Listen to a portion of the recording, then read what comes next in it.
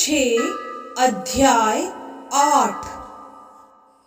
यं यं वापि स्मरन् भावं त्यजत्यन्ते कलेवरं तं तमेवैति कौन्तेय सदा तद्भाव भावितः।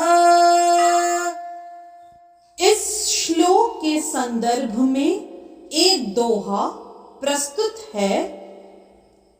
अंत समय के स्मरण का यह नियम विशेष, कहा गया सामान्य जन साधक के परिवेश, साधक के परिवेश। जीवन मुक्त महापुरुष के सब कर्मानु,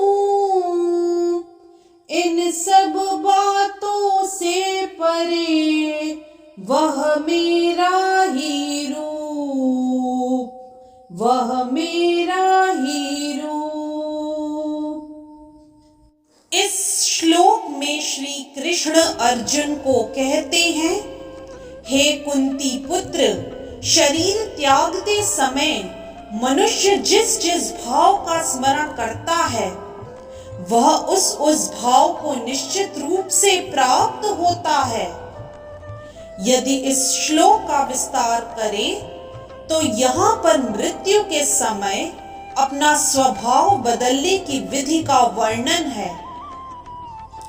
जो व्यक्ति अंत समय कृष्ण का चिंतन करते हुए शरीर त्याग करता है उसे परमेश्वर का दिव्य स्वभाव प्राप्त होता है।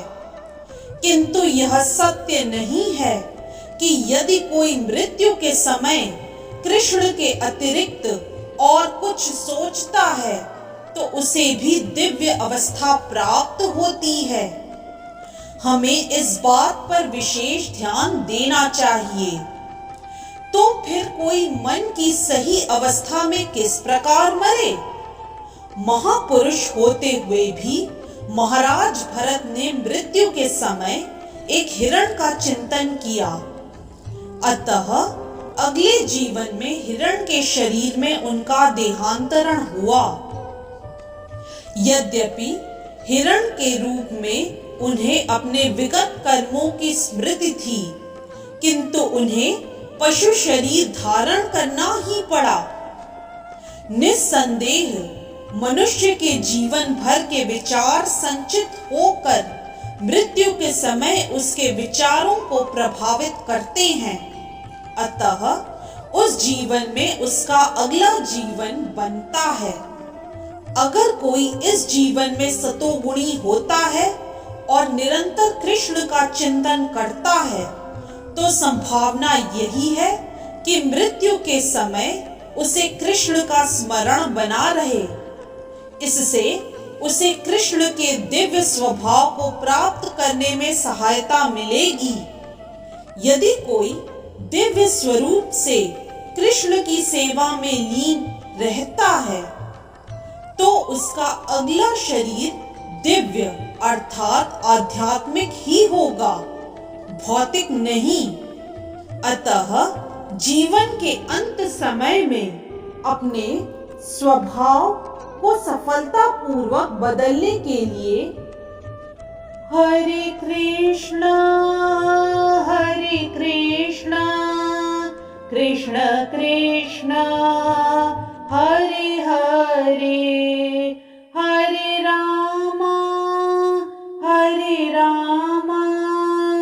राम राम हरे हरे का जप सर्वश्रेष्ठ विधि है। इस तरह से श्लोक 6 अध्याय 8 की व्याख्या यही संपन्न होती है। जय श्री कृष्ण। यदि आज का वीडियो आपको पसंद आया तो कृपया लाइक, सब्सक्राइब, कमेंट और शेयर करना न भूलें। चैनल का नाम है मिस्टिक फेथ।